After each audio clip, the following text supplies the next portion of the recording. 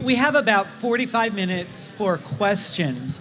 But before the panel entertains them, we were talking, and one thing we just want to remind everyone, that whatever, if one of the plans makes it to the floor of General Conference and is voted on, the plan that we have, we're almost 1,000% sure that it's not going to be the ultimate plan that's passed. Do you realize that when a plan comes, it could have all, it's like an annual conference.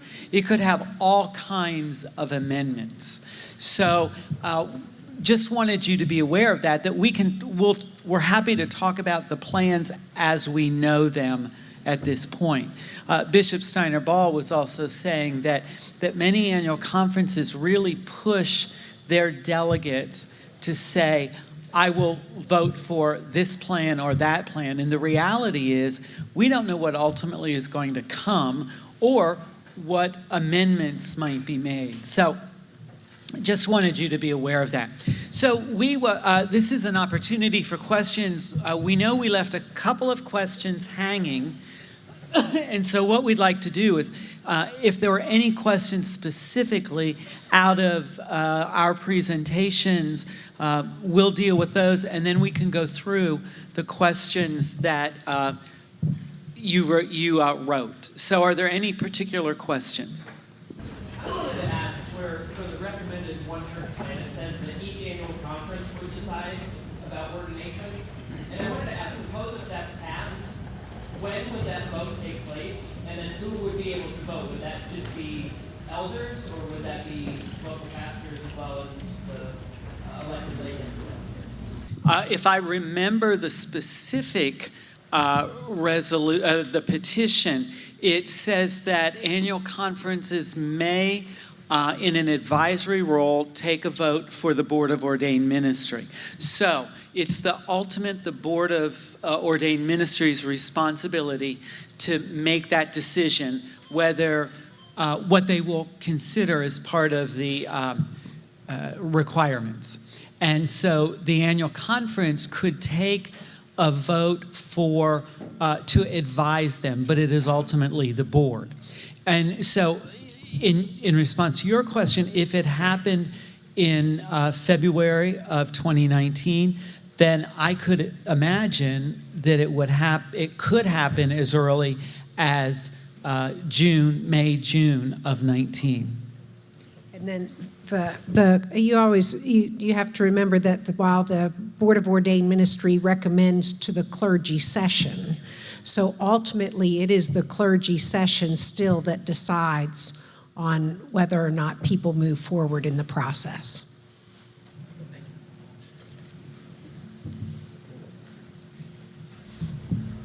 I heard Scott Johnson say that the Commission on the Way Forward is charged with finding new ways of the church staying together. Is that why the tradition of this plan was not fleshed out by the Commission on the Way Forward? Two things. The scope document, the vision and scope document, charges us with new ways of being church together. So I don't want to sound like I'm hair splitting there. But in terms of why the traditional plan was not fleshed out by the commission itself, what we explained earlier was there was a time when we had a sketch within the commission of a traditionalist plan that was sent forward to the council. The commission did not, when we got our first set of feedback from the council, that was not what we were told to continue working on. When we then continued to flesh out models and plans, we submitted the second, or our preliminary report. When the report came back after the council's second meeting dealing with our work, that this had been included, the traditionalist plan that you now see in this report came back to the commission, and the commission's stance was that we did not have time to process it the way we had processed the previous two, that the time for work on the plan as it had come back to us, we could not do our work the way we had done our work on the first two models, the same way. There was not planned. We did not have time to do that. So we did not, it is not put forward as the work of the commission because it, in a very real sense, was not. That we had not been able to do the same kinds of conversation, same kinds of fleshing out, and build the same kind of consensus around that traditionalist plan that we had done with the first two models. And just for the timeline, we received that a week before our very last meeting. So, I mean, it came to the moderators and then they sent the response. So what we basically had was our last meeting. And so we just didn't have time. I don't want you to think that we're being obstreperous or anything, and we had 2 more meetings. We didn't. And there was, if I remember, a conversation around the edges, do we need to meet again? And it was no, because there wasn't any money, but also because we had to meet the deadline of getting it to the translators. Did that answer your question? The 2 plans that call for inclusion of LGBTQ persons, was there discussion on the commission of establishing bounds of sexual expression, or is it left open-ended in that? Because when we say LGBTQ, we're commonly maybe most often referring to same-sex attraction, but for instance, how does bisexual expression, how is that lived out in a faithful way through marriages? Marriage still between 2 people. Transgender is a different type of expression as well. And so what is the scope that those 2 plans then are encapsulating in new boundaries for sexual expression?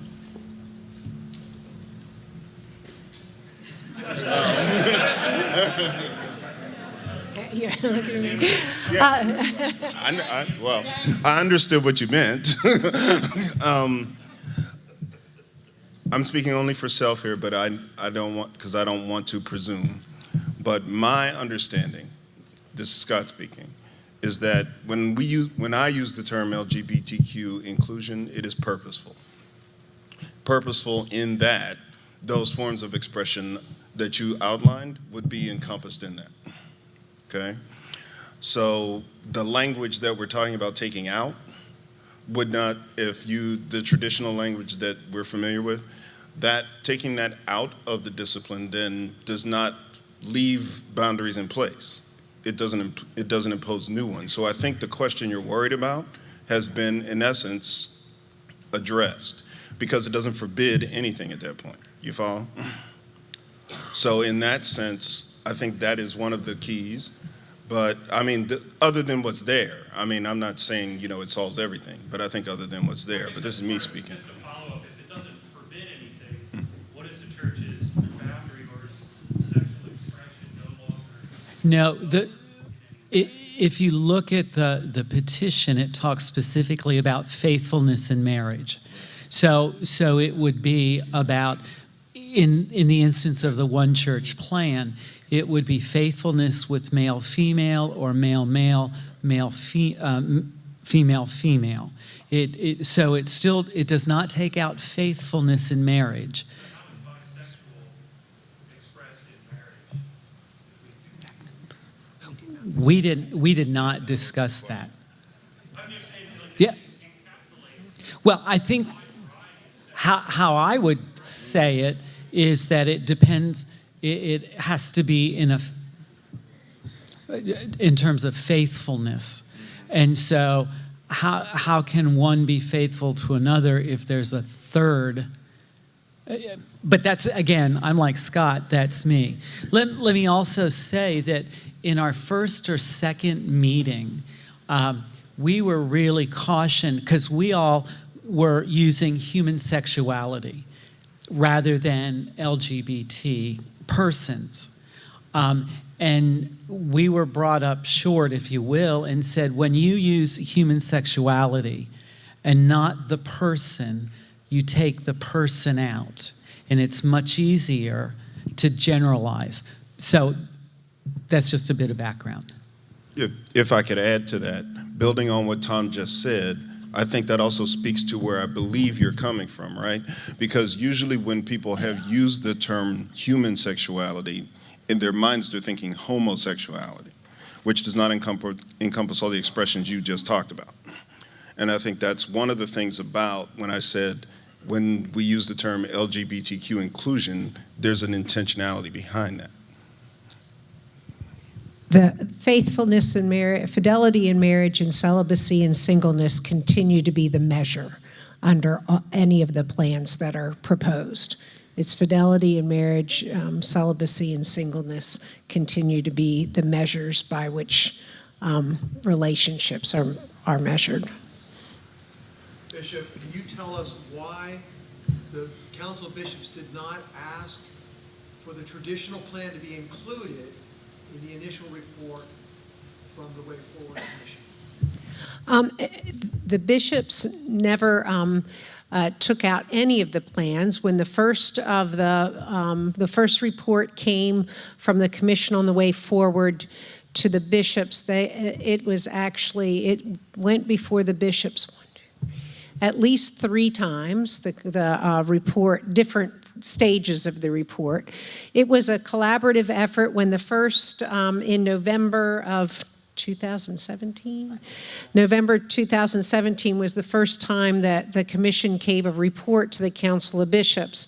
And at that point, sketches were given of the One Church plan, what is now known as the One Church plan. They were all called different things at that point. But the Council of Bishops was presented with 3 sketches that were being worked on. And you saw publicly, that was around the time that you saw the Tom Berlin's Vine and Branches video. We were looking at least 3 sketches, and actually there'd been several other sketches, but 3 of those sketches primarily went to the Council of Bishops. After discussion with the council sent back word to the Commission that they wanted to see the One Church, what ultimately became the One Church plan and the Connectional Conference plan, for those 2 to be further fleshed out, and they wanted the work of the Commission focused on those 2 plans. Those 2 plans were most in line with the vision, mission, and scope that had been given to the Commission on the Way Forward. Quite frankly, even when we sketched out the traditionalist plan, there were questions among the Commission itself whether that plan, that first sketch, was actually faithful to the job that was given to the Commission on the Way Forward. That the Commission members themselves, in their report back to the Council of Bishops, said, we're not sure that this particular sketch is faithful to the vision, mission, and scope. The council did have some conversation around, in fact, there were kind of like Mentimeter stuff that you did here, but there were these conversations which kind of measured, and charts and everything else that measured each one of the sketches against the vision, mission, and scope.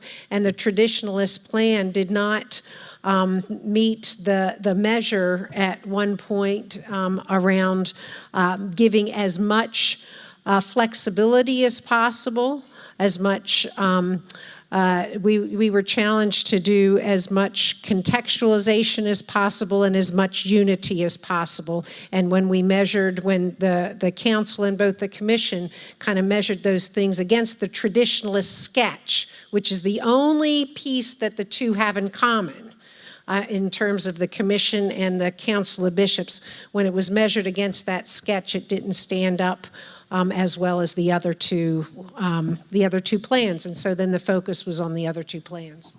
And to be honest, and again, our covenant is we can't say who says what, but there were folks who were not happy that the traditional plan, that we weren't working on that.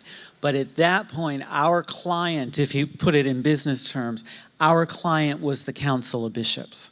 And so we took our direction. Should we do some of these? Yeah, and it didn't, it was never off the table, but it didn't get as much work. And even in the Council of Bishops' February special called meeting, the focus really was on the development of the other two plans and not the traditionalist plan. Given the past general conference votes and consistency of them, it just seems a bit nitpicky that the Council of Bishops would have a structural bias against holding on to the standard of the discipline.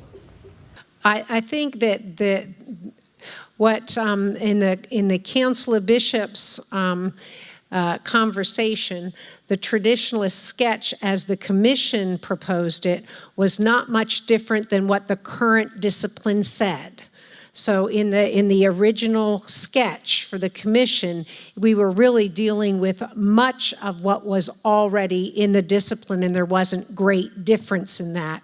And so in seeking to find a new way forward, the council directed the commission to put more work in the other two. They did not let go of the traditionalist model, which is why in the final motion from the Council of Bishops, all three plans were included. And at that point, when the Council of Bishops passed that motion, only the sketch of the traditionalist plan was before them. So when the motion was made, only the traditionalist sketch was before the Council of Bishops, and the model had not been fully fleshed out yet. And so that model actually came after the Council of Bishops made its recommendation and its motion. So the question I have is, the conditional way forward is really presented two models. That is correct. And so this third model is really not coming from the commission.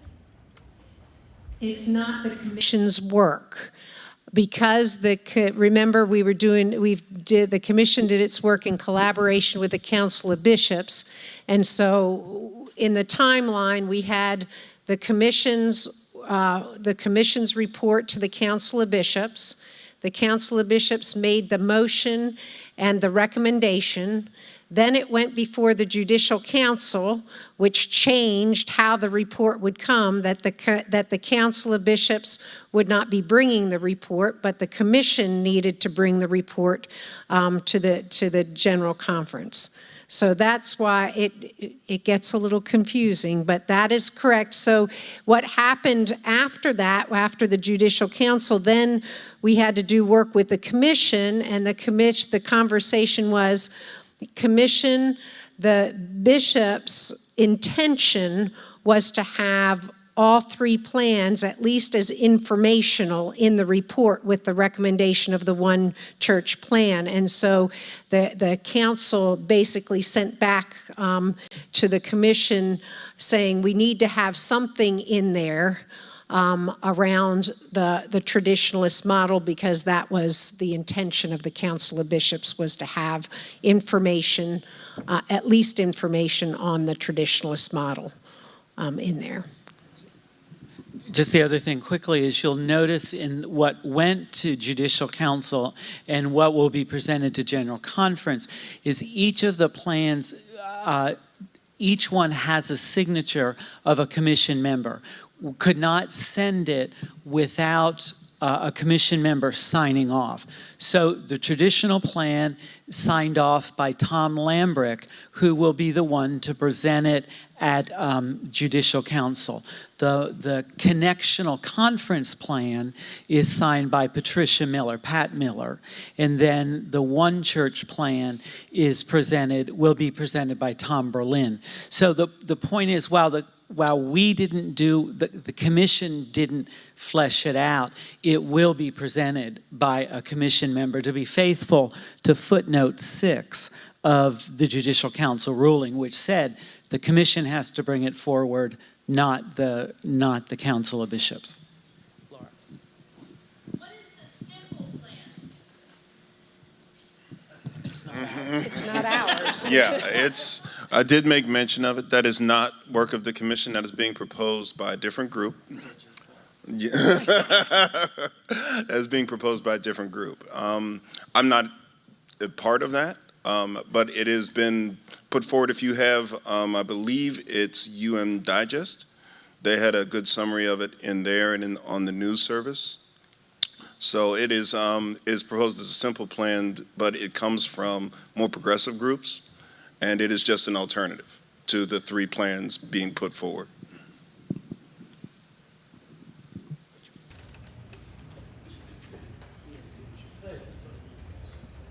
Well, not very long ago, there was widespread understanding that any plan presented by the commission would include a gracious exit.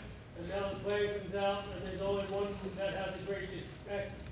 Why was that admitted by the other 2, or why was it only admitted in one? Actually, gracious exit was not something that originated with the commission's work. It actually came in from the side. It was originally wording used in a document that was produced by Chris Ritter, if I remember correctly. So media got a hold of that and put that in reports, but that was not really a part of what the commission originally worked on. Now, after that wording got out in some of the media, and this was later in the commission's work, the Council of Bishops said, well, the Council of Bishops has pointed out that there already is an exit plan that's included in the discipline. It's the process described in paragraph 213. There is a process for churches to put forward or to go through a process where they, working with their superintendent, the church can come to a closure decision. So there is already a gracious exit plan in there. The other piece that the Council of Bishops and the Commission struggled with is that it depends on who you talk to, whether it's a gracious exit plan. What's the definition of gracious? And does it provide for the ongoing needs of the pension program? Does it provide for the liability issues of annual conferences? So depending on some people's definition of gracious was you just pick up and leave, which leaves a lot of legal problems and a lot of financial challenges. And so there's been a lot of struggle over what is gracious and how you do that. The commission, in part of its process, after it was well into its discussion, the Council of Bishops sent back to the commission and said, well, commission, what would something different than what's already in the discipline look like? And how would it handle some of the questions around pension liability and other financial property and legal kinds of issues? And so the commission did actually take a stab at the gracious kind of exit. And I believe that still ends up, did it end up in an appendix or not? There was work done on it, and I believe that some of that work is probably the foundation for some other petitions that have been submitted or will be submitted to the conference. My guess is that we will see. Now, I know that if the petition is deemed appropriate, in other words, does it fit the call? I know there will be other gracious exits options for whatever plan is passed. It would seem to me that the legal issues are going to be there in all 3 plans, and so why it would be included in one and not the other 2 is illogical. That would be either including them all or taking them all away. Well, again, there's a whole spectrum of what people defined as gracious or not. And so there's a whole spectrum of ideas on what that would look like.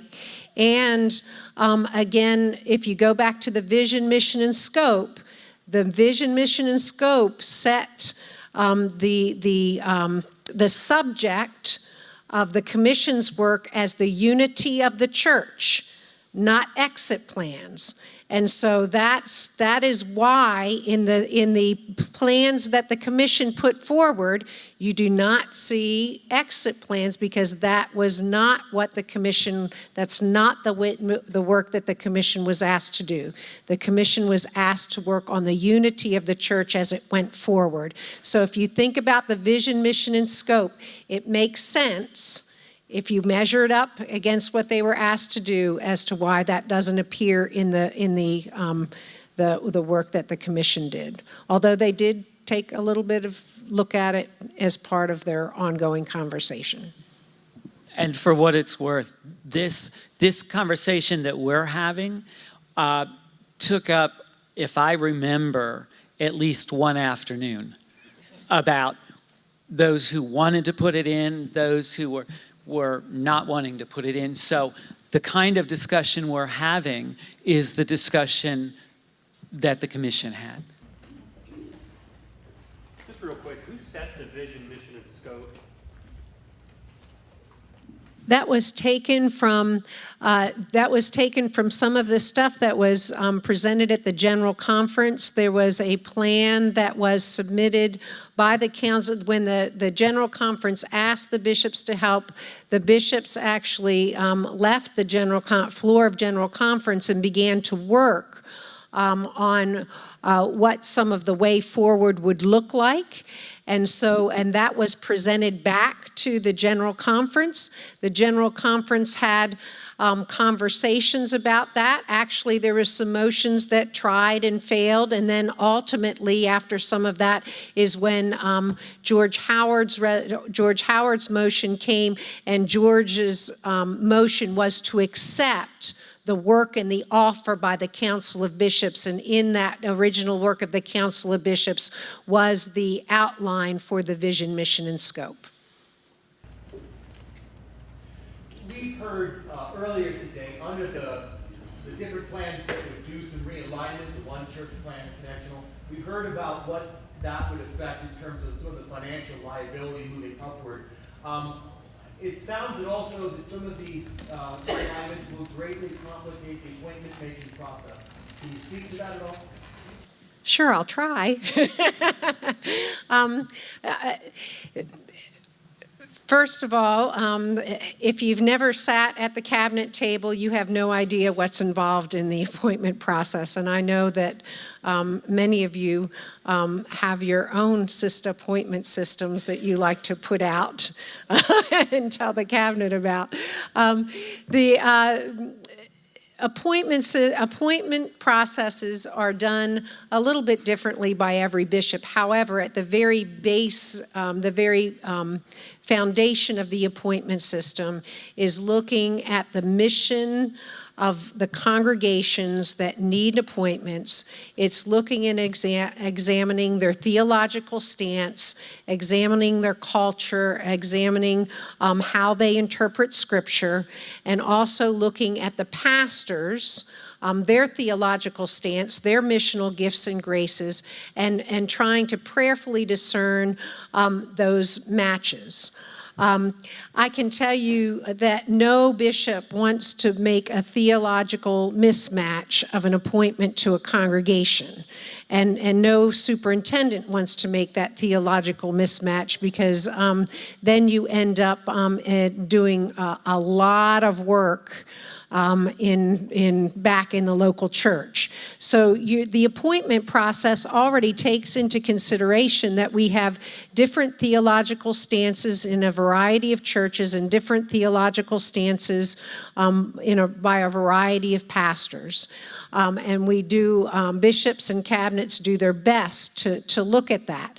In this particular, in like the one church plan, and also in the transitional, if we were to do the connectional conference plan, there's been conversation at the Episcopal level on how that would be done, and there's actually some provisions in the discipline already for that. The discipline already provides congregations the ability to set in place policy for how their churches and buildings are used. That will not change in any of the plans. Churches have the ability to do that. Pastors already have the ability to determine who they will or will not marry. I don't have to marry every heterosexual couple that comes to me, and I haven't. I've made decisions for a variety of reasons where I would not do a marriage for a heterosexual couple.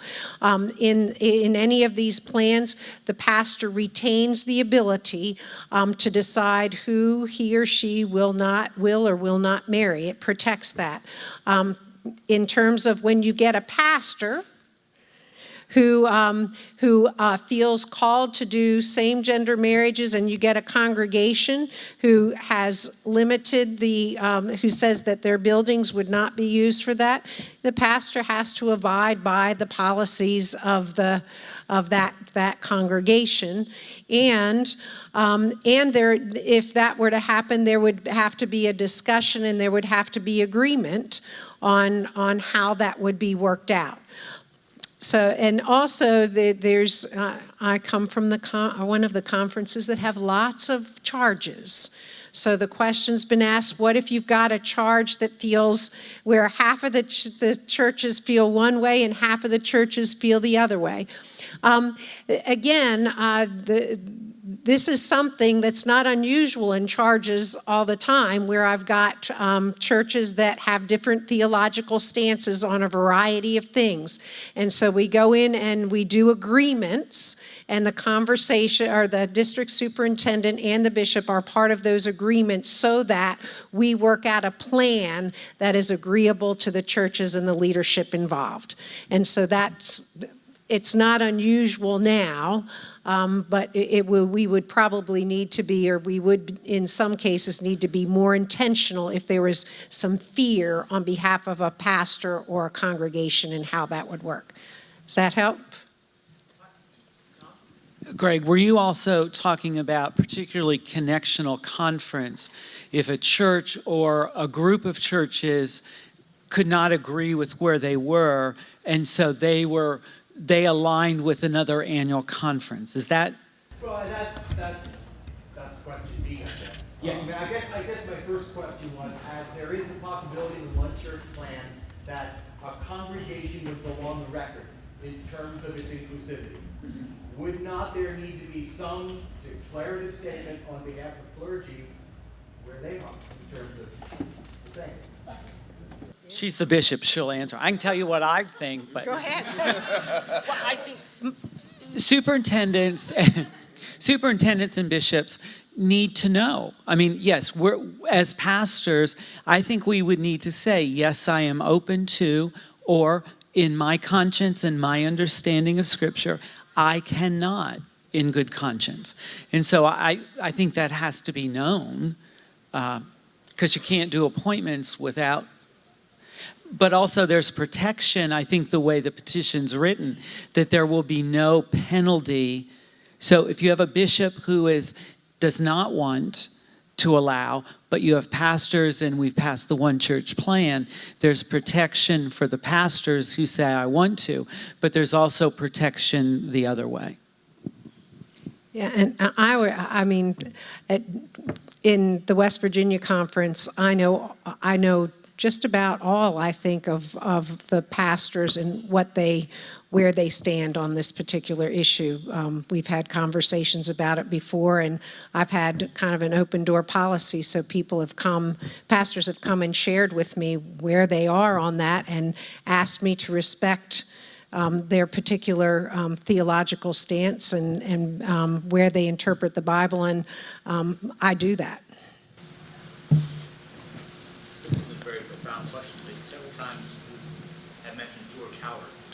Who was George Howard? George Howard was he was just the layperson on the floor of the General Conference that made the motion that enabled the commission to be formed. He's no special, he's a nice guy. and dedicated to the church. But I think I mentioned the name because somebody asked where they could find the original motion, and so the best place is if you know that name and go into the minutes of the general conference, you'll be able to find it there.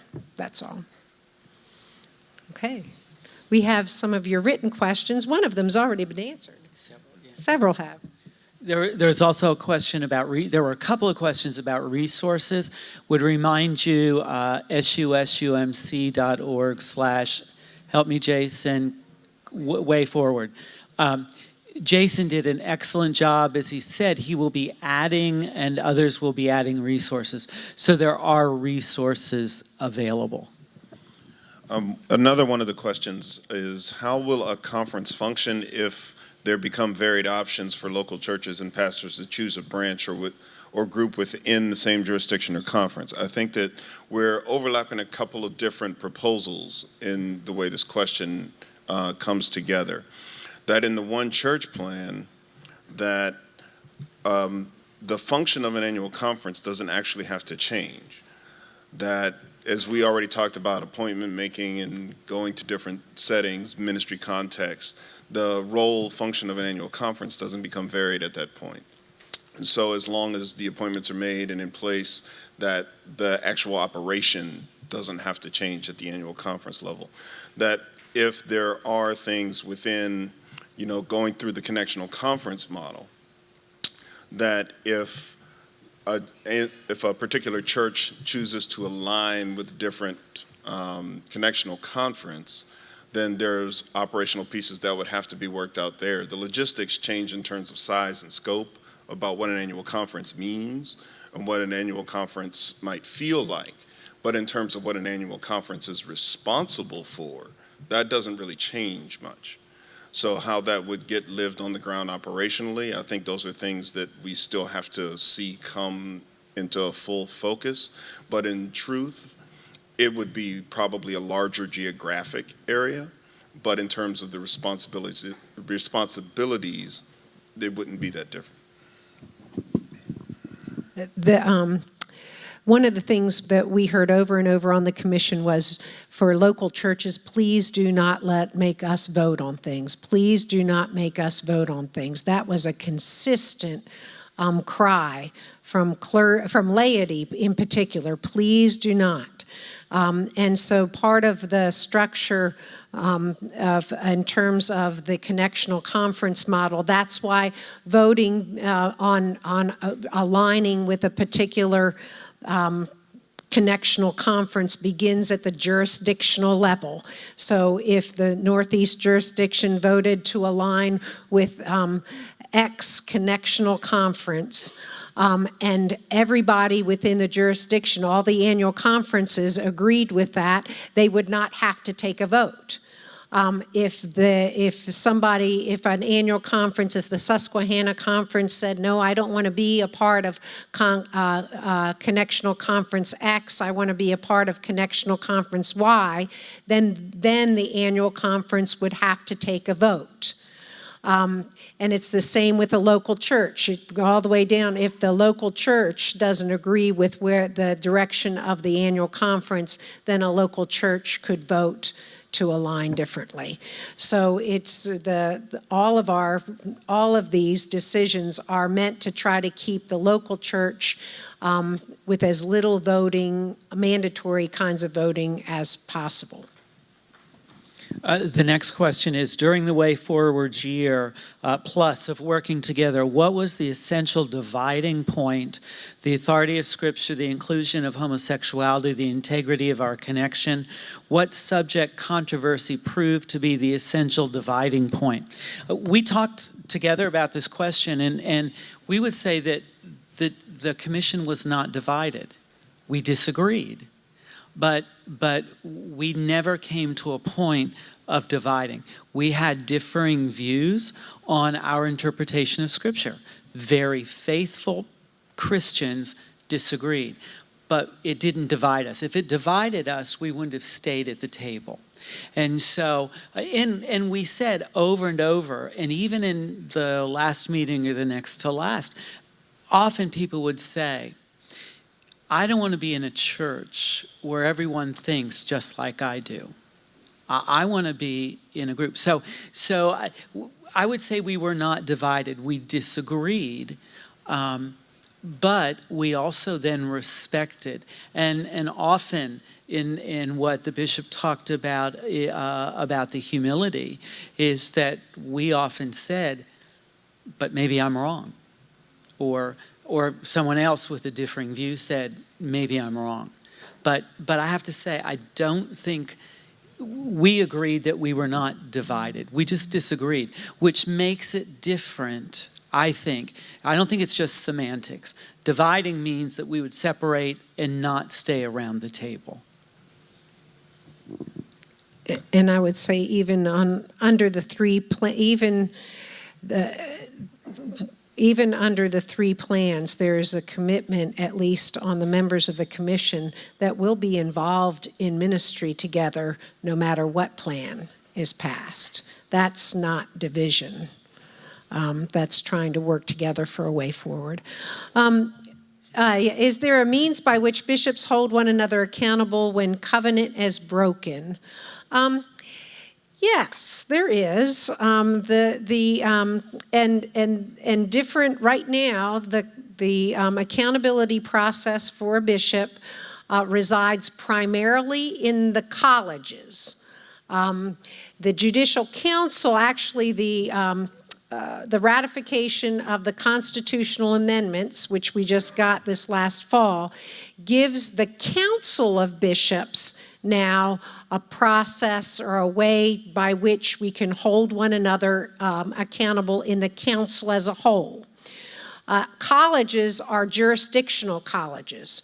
And so when I was the president of the NEJ College of Bishops, when there was a complaint against a bishop, the complaint would be lodged with me. There is then, as the president of the college, then there is a disciplinary process by which I have to then, as the president of the college, process the complaint against the bishop. I don't process that complaint all by myself. I have to make a call to the chair of the Jurisdictional Episcopacy Committee. Then the chair of the Jurisdictional Episcopacy Committee must sign some members from the Jurisdictional Episcopacy, lay and clergy, plus there is 2 bishops that are assigned, and that group, that mixture of people from the episcopacy and the college work together to resolve the complaint in whatever way it gets resolved. And so there is an accountability process within the college. One of the things that has been missing from our polity is the ability or a process by which the council as a whole could hold its membership accountable. With the constitutional amendments that were just ratified, there is now a place in the discipline that gives the council as a whole the ability to put a process in place to hold bishops in the council accountable. But I want to thank you for this opportunity for us to gather. I cannot say enough about the Susquehanna Conference, and I'm just grateful that you are here, and thank you for your questions and your attitude as we had this conversation. Thank you for being wonderful hosts. I had great hospitality, so thank you very much. And I appreciate the opportunity to be with you and be a part of the discussion. Happy to have further conversation with you, and happy to receive emails if you had a particular question that you didn't get answered that you think I might be able to offer something on. And I too would just add my thanks for the invitation, and I appreciate very much your engagement around this with integrity. It's not always easy to understand, and it is an uncertain time, but part of this is being in the room and being at the table around it. So thank you for doing that.